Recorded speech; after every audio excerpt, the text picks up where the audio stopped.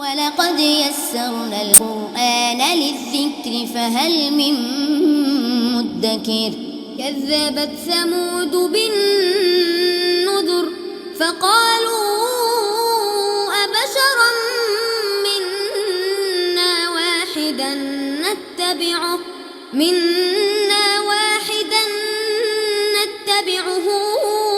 إنا إذا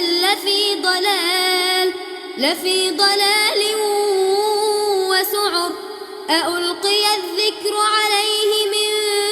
بيننا بل هو كذاب أشر سيعلمون غدا من الكذاب الأشر إنا مرسل الناقة فتنة لهم فارتقبهم واصطبر ونبئهم أن الماء قسمة بينهم كل شرب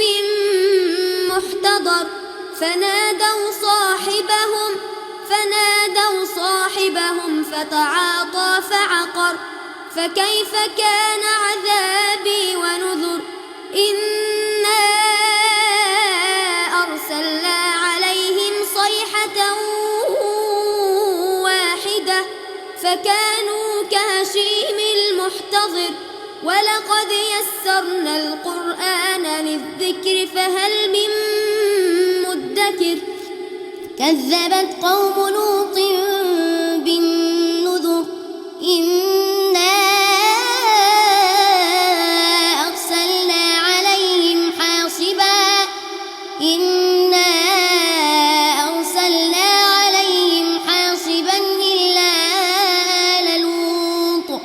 إلا آل لوط نجيناهم بسحر نعمة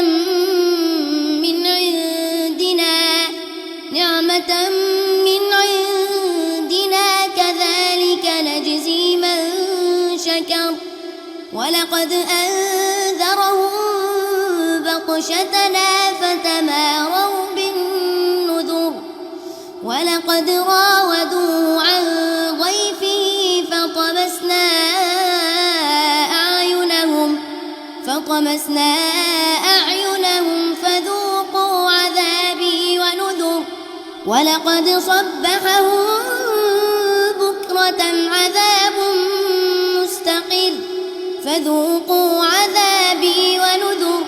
ولقد يسرنا القرآن للذكر فهل من